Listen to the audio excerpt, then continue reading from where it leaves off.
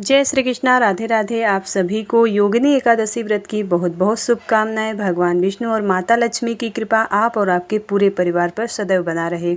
योगिनी एकादशी का व्रत आषाढ़ मास के कृष्ण पक्ष की एकादशी के दिन रखा जाता है। यह तिथि आज है, यानी कि आज 21 जून 2025। योगिनी एकादशी का व्रत करने से आपके कई जन्मों के पापों का अंत होता है और आपको परम पुण्य की प्राप्ति होती है।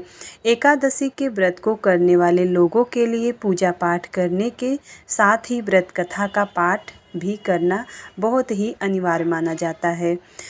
पूजा पाठ करने के बाद अगर एकादशी की कथा का पाठ नहीं किया जाता है तो एकादशी का व्रत अधूरा माना जाता है। तो प्रेम से बोलिए भगवान विष्णु की जय, माता लक्ष्मी की जय। अब सुनते हैं एकादशी की कथा। युधिष्ठिर ने पूछा, हे वासुदेव, आषाढ़ मास के कृष्ण पक्ष की जो एकादशी है उसका नाम क्या है? कृपया उसका वर्णन कीजिए। भगवान श्री कृष्ण बोले कि नृपश्रेष्ठ, आषाढ़ मास के कृष्ण पक्ष की एकादशी का नाम योगिनी है। यह बड़े बड़े पापों का नाश करने वाली है। संसार सागर में डूबे हुए प्राणियों के लिए यह सनातन नौका के समान है। तीनों लोकों में यह सारभूत व्रत है। अलकापुरी में राजाधिराज कुबेर रहते हैं। वे सदा भगवान शिव की भक्ति में तत्पर रहने वाले हैं। उनके हेममाली नाम की एक यक्ष सेवक था जो पूजा के लिए फूल लाया करता था। हेममाली की पत्नी बड़ी सुंदरी थी, उसका नाम विशालाक्षी था। यह यक्ष कामपास में आबद्ध होकर सदा अपनी पत्नी को आसक्त रहता था। एक दिन की बात है कि हेममाली मानसरोवर से फूल लाकर अपने घर में ही ठहर गया और फली के प्रेम का रसास्वादन करने लगा। अतः कुबेर के भवन में न जा सका। इधर कुबेर मंदिर में बैठकर शिव जी का पूजन कर रहे थे। उन्होंने दोपहर का फूल की प्रतीक्षा कर रहे थे। तब पूजा का समय व्यतीत हो गया तो यक्षराज ने कुपित होकर सेवकों से पूछा कि यक्षो, दुरात्मा हेममाली क्यों नहीं आ रहा है? इस बात का पता तो लगाओ। यक्ष ने कहा, राजन, वह तो पत्नी की कामना में आसक्त हो अपनी इच्छा के अनुसार घर में ही रमण कर रहा है। कुबेर ने तुरंत ही अपने सेवकों को भेजकर उस हेममाली को अपने समक्ष बुलवाया। हेममाली भय से आकुल होकर तुरंत ही कुबेर महाराज के सामने उपस्थित हो गया। उसे देखकर कुबेर की आंखें क्रोध से लाल हो गई। वे बोले, ओ पापी, ओ दुष्ट, ओ दुराचारी, तूने भगवान की अवहेलना की है। अतः कोढ़ से युक्त और अपनी उस प्रियतमा से वियुक्त होकर इधर स्थान से भ्रष्ट होकर अन्यत्र चला जा। कुबेर के ऐसा कहने पर वह उस स्थान से नीचे गिर गया। उस समय उसके हृदय में महान दुख हो रहा था। कोड़ों से वह शरीर पीड़ित था, परंतु शिव पूजा के प्रभाव से उसकी स्मरण शक्ति लुप्त नहीं होती थी। पातक से दबा होने पर भी वह अपने पूर्व कर्म को याद करता रहता था। तदंतर इधर उधर घूमता हुआ वह पर्वतों में श्रेष्ठ मेरुगिरी के शिखर पर गया। वहां उसे तपस्या के पुंज मुनिवर मार्कंडेय जी का दर्शन हुआ। पाप कर्म यक्ष से दूर से ही मुनि के चरणों में प्रणाम किया। मुनिवर मार्कंडेय ने उसे भय से कांपते हुए देखकर परोपकार की इच्छा से निकट बुलाकर कहा कि तुझे कोढ़ के रोग ने कैसे दबा लिया? तू क्यों इतना अधिक निंदनीय जान पड़ता है? यक्ष बोला, मैं महाराज कुबेर का अनुचर हूँ और प्रतिदिन भगवान शिव जी की पूजा के लिए मानसरोवर से कमल पुष्प लाकर कुबेर के भवन में पहुँचाना मेरा कर्म था। लेकिन एक दिन पत्नी के साथ रमण करते हुए मुझे समय का ज्ञान न रहा और पुष्प ले जाने में विलम्ब हो गया। इससे कुबेर महाराज ने क्रोधित होकर श्राप दे दिया और मैं कोढ़ से पीड़ित हो गया। पत्नी के वियोग से दुखी होकर दर दर भटक रहा हूँ। आज किसी पुण्य कर्म से मैं आज आपके समक्ष उपस्थित हुआ हूँ। ऋषियों का स्वभाव दयालु और परोपकार वाला होता है। सो हे भगवान, हे महात्मन, आप ही मुझ अभागे को कर्तव्य का बोध कराते हुए पाप से मुक्ति का कोई उपाय बताएं। मार्कंडेय जी ने कहा, तुमने यह सच्ची बात कही है, असत्य भाषण नहीं किया है, इसलिए मैं तुम्हें कल्याणप्रद व्रत का उपदेश करता हूँ। तुम आषाढ़ मास के कृष्ण पक्ष की योगिनी एकादशी का व्रत करो। इस व्रत के पुण्य से तुम्हारी कोढ़ निश्चय ही दूर हो जाएगी। भगवान श्री कृष्ण कहते हैं कि ऋषि के ऐसे वचन सुनकर हेममाली दंड की भांति मुनि के चरणों में पड़ गया। मुनि ने उस उठाया और इससे उसको बड़ा हर्ष हुआ। मार्कंडेय जी के उपदेश से उसने योगिनी एकादशी का व्रत किया, जिससे उसके शरीर की कोढ़ दूर हो गई। मुनि के कथनानुसार उस उत्तम व्रत का अनुष्ठान करने पर वह हेममाली पूरे सुखी हो गया। नृपश्रेष्ठ, यह योगिनी का व्रत ऐसा ही बताया गया है, जो 88,000 ब्राह्मणों को भोजन कराता है, उसके समान ही फल उस मनुष्य को भी मिलता है जो योगिनी एकादशी का व्रत करता है। योगिनी महान पापों को शांत करने वाली और महान पुण्य फल देने वाली है। इसके पढ़ने और सुनने से मनुष्य सब पापों से मुक्त हो जाता है। प्रेम से बोलिए लक्ष्मी नारायण की जय। अब सुनते हैं ग्यारस माता की कथा। प्राचीन समय की बात है। सतयुग में मूर नामक दानव रहता था। वह बड़ा ही अद्भुत, अत्यंत रौद्र तथा संपूर्ण देवताओं के लिए भयंकर था। उस काल रूपधारी दुरात्मा महासुर ने इंद्र को भी जीत लिया था।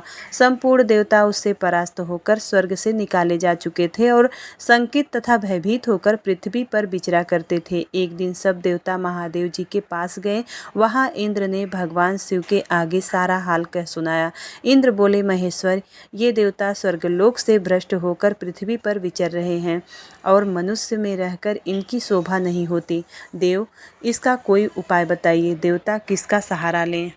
महादेव जी ने कहा, देवराज, जहाँ सबको शरण देने वाले, सबकी रक्षा में तत्पर रहने वाले, जगत के शरण देने वाले और सबकी रक्षाएं तत्पर रहने वाले जगत के स्वामी भगवान गरुड़ध्वज विराजमान है, वहाँ जाओ, वे तुम लोगों की रक्षा करेंगे। भगवान श्री कृष्ण कहते हैं कि युधिष्ठिर, महादेव जी की बात सुनकर परम बुद्धिमान देवराज इंद्र संपूर्ण देवताओं के साथ वहाँ पर गए। भगवान गदाधर क्षीर सागर के जल में सो रहे थे। उनका दर्शन करके इंद्र ने हाथ जोड़कर स्तुति आरंभ की।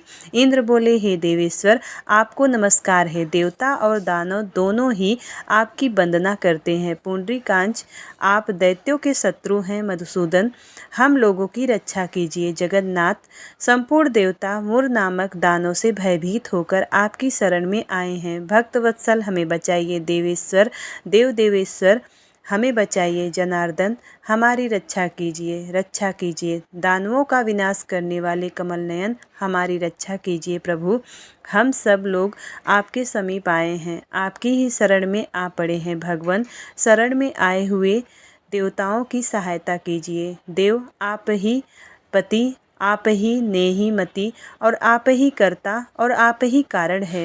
आप ही सब लोगों की माता और आप ही सब जगत के पिता हैं। भगवान देवेश्वर, शरणागत वत्सल देवता भयभीत होकर आपकी शरण में आए हैं। प्रभु, अत्यंत उग्र स्वभाव वाले महाबली मूर नामक दैत्य ने संपूर्ण देवताओं को जीतकर इन्हें स्वर्ग से निकाल दिया है। इंद्र की बात सुनकर भगवान विष्णु बोले, देवराज, वह दानव कैसा है, उसका रूप और बल कैसा है तथा उस दुष्ट के रहने का स्थान कहाँ है? इंद्र बोले, देवेश्वर, पूर्व काल में ब्रह्मा जी के वंश में तालजंघ नामक एक महान असुर उत्पन्न हुआ था, जो अत्यंत भयंकर था। उसका पुत्र मूर दानव के नाम से विख्यात हुआ है। वह भी अत्यंत उत्कट, महापराक्रमी और देवताओं के लिए भयंकर है। चंद्रावती नाम से प्रसिद्ध एक नगरी है, उसी में स्थान बनाकर वह निवास करता है। उस दैत्य ने समस्त देवताओं को परास्त करके स्वर्गलोक से बाहर कर दिया है। उसने एक दूसरे ही इंद्र को स्वर्ग के सिंहासन पर बैठाया है। अग्नि, चंद्रमा, सूर्य, वायु, वरुण भी उसने दूसरे ही बनाए हैं। जनार्दन, मैं सभी बात बता रहा हूँ, उसने सब कोई दूसरे ही कर लिए हैं। देवताओं तो उसने प्रत्येक स्थान से वर्जित कर दिया है। अब इंद्र का कथन सुनकर भगवान जनार्दन को बड़ा क्रोध हुआ। वह देवताओं को साथ लेकर चंद्रावतीपुरी में गए। देवता लोग देखे और दैत्यराज बारंबार गर्जना कर रहा है। उससे परास्त होकर संपूर्ण देवता 10 दिशाओं में भाग गए। अब वह दानव भगवान विष्णु को देखकर बोला, खड़ा रह, खड़ा रह। उसकी ललकार सुनकर भगवान के नेत्र क्रोध से लाल हो गए। वे बोले, अरे दुराचारी दानव, मेरी इन भुजाओं को देख। यह कहकर विष्णु भगवान ने अपने दिव्य बाणों से सामने आए हुए दुष्ट दानवों को मारना आरंभ किया। दानव भय से विह्वल हो उठे और पांडु नंदन तत्पश्चात श्री विष्णु ने दैत्य सेना पर चक्र का प्रहार किया। उससे छिन्न भिन्न होकर सैकड़ों योद्धा मौत के मुख में चले गए। इसके बाद भगवान मधुसूदन बद्रिकाश्रम को चले गए। वहाँ सिंहावती नामक एक गुफा है, जो 12 योजन लंबी थी। पांडुनंदन, उस गुफा में एक ही दरवाजा था। भगवान विष्णु उसी में जाकर सो गए। दानव मूर भगवान को मार डालने के उद्योग में लगा हुआ था। वह उनके पीछे लगा रहा। वहां पहुंचकर उसने भी उसी गुफा में प्रवेश किया। वहां भगवान को सोते देखकर उसे बड़ा हर्ष हुआ। उसने सोचा कि यह दानवों के लिए कंटक है, यह दानवों को भय देने वाला है, अतः निसंदेह में इसे मैं मार डालूं। युधिष्ठिर दानव इस प्रकार विचार करते ही भगवान विष्णु के शरीर से एक कन्या प्रकट हुई, जो बड़ी ही रूपवती, सौभाग्यशालिनी तथा दिव्य अस्त्र शस्त्रों से युक्त थी। वह भगवान के तेज के अंश से उत्पन्न हुई थी। उसका बल और पराक्रम महान था। युधिष्ठिर दानव राज मुर उस कन्या को देखा। कन्या ने युद्ध का विचार करके दानव के साथ युद्ध के लिए याचना की। युद्ध छिड़ गया। कन्या सब प्रकार के युद्ध कला में निपुण थी। वह मुर नामक महान असुर उसके हुंकार मात्र से राख का ढेर हो गया। दानव के मारे जाने पर भगवान जाग उठे। उन्होंने दानव को धरती पर पड़ा देखकर पूछा कि मेरा यह शत्रु अत्यंत उग्र और भयंकर था, किसने इसका वध किया? कन्या बोली, स्वामिन, आपके ही प्रसाद से मैंने इस महादैत्य का वध किया है। श्री भगवान ने कहा, कल्याणी, तुम्हारे इस कर्म से तीनों लोक में मुक्ति और देवता आनंदित हुए हैं। अतः तुम्हारे मन में जैसी रुचि हो उसके अनुसार मुझसे कोई वर मांगो। देव दुर्लभ होने पर भी मैं वह वर तुम्हें दूंगा, इसमें तनिक भी संदेह नहीं है। वह कन्या साक्षात एकादशी ही थी। उसने कहा, हे प्रभु, यदि आप प्रसन्न हैं तो मैं आपकी कृपा से सब तीर्थों में प्रधान, समस्त विप्रों का नाश करने वाली तथा सब प्रकार की सिद्धि देने वाली देवी हूँ। जनार्दन, जो लोग आप में भक्ति रखते हुए मेरे दिन को उपवास करेंगे उन्हें सब प्रकार की सिद्धि प्राप्त हो। माधव, जो लोग उपवास न करें और अथवा एक समय ही मेरे व्रत का पालन करें उन्हें आप धन, धर्म और मोक्ष प्रदान करें। श्री विष्णु बोले, कल्याणी, तुम जो कुछ कहती हो वह सब पूर्ण होगा। भगवान श्री कृष्ण कहते हैं कि युधिष्ठिर, ऐसा वर पाकर महाव्रता एकादशी बहुत प्रसन्न हुई। दोनों पक्षों की एकादशी समान रूप से कल्याण करने वाली है। इसमें शुक्ल पक्ष और कृष्ण पक्ष भेद नहीं करना चाहिए। यदि उदय काल में थोड़ी सी भी एकादशी, मध्य में पूरी द्वादशी और अंत में किंचित मात्र त्रयोदशी हो तो वह त्रिपिसा एकादशी कहलाती है। वह भगवान को बहुत ही प्रिय एकादशी है।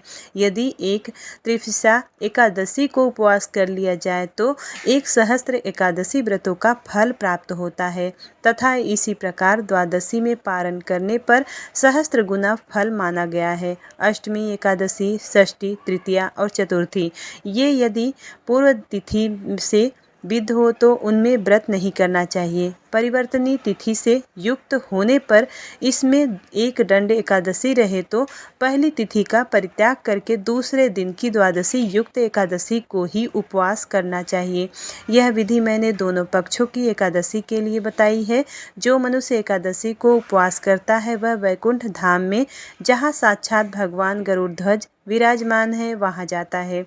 जो मानव हर समय एकादशी के महात्म्य का पाठ करता है उसे सहस्त्र गोदानों के पुण्य का फल प्राप्त होता है। जो दिन या रात में भक्ति पूर्वक इस महात्म्य का श्रवण करते हैं वे निसंदेह ही ब्रह्महत्या आदि पापों से मुक्त हो जाते हैं। एकादशी के समान पापनाशक व्रत दूसरा कोई नहीं है। प्रेम से बोलिए एकादशी माता की जय, 11 माता की जय। अब करते हैं एकादशी माता की आरती। ओम जय एकादशी, जय एकादशी, जय एकादशी माता, विष्णु पूजा व्रत को धारण कर शक्ति मुक्ति पाता। ओम जय एकादशी माता, तेरे नाम गिनाऊं देवी भक्ति प्रदान करनी, गण गौरव की देनी माता, शास्त्रों में वरनी। ओम जय एकादशी, मार्गशीर्ष के कृष्ण पक्ष की उत्पन्ना विश्वतारिणी, जन्मी शुक्ल पक्ष में होए मोक्षदा, मुक्तिदाता बन आई।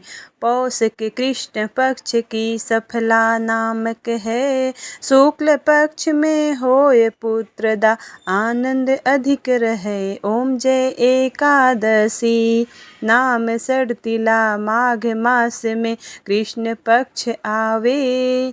शुक्ल पक्ष में जया कहावे विजय सदा पावे। ओम जय एकादशी विजया फाल्गुन कृष्ण पक्ष में शुक्ला आमल की।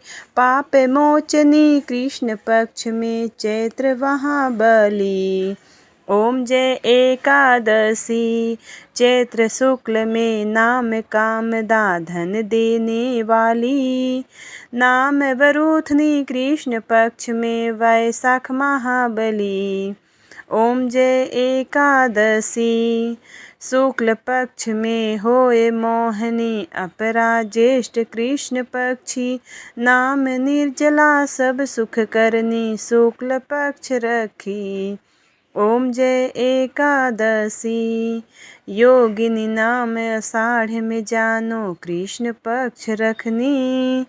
देवसैनी नाम कहायो शुक्ल पक्ष धरनी। ओम जय एकादशी कामिका श्रावण मास में आवे कृष्ण पक्ष कहिए। श्रावण शुक्ल होए पवित्र आनंद से रहिए। ओम जय एकादशी अजा भाद्रपद कृष्ण पक्ष की परिवर्तनी शुक्ला। इंद्रा अश्विन कृष्ण पक्ष में व्रत से भवसागर निकला। ओम जय एकादशी पाम्पा कुशा है शुक्ल पक्ष में आप हरण हारी। रमा मास कार्तिक में आवे सुखदायक भारी। देवोत्थानी शुक्ल पक्ष की दुखनाशक मैया। पावन मास में करो बेनती पार करो नैया। ओम जय एकादशी परमा कृष्ण पक्ष में होती जन मंगल करनी। शुक्ल पक्ष में होए पद्मिनी दुख दारिद्र हरनी। ओम जय एकादशी जो कोई आरती एकादशी की भक्ति सहित गावे। जन गुरदिता स्वर्ग का वासा निश्चय वह पावे। ओम जय एकादशी ओम जय एकादशी। प्रेम से बोले 11 माता की जय। भगवान विष्णु की जय।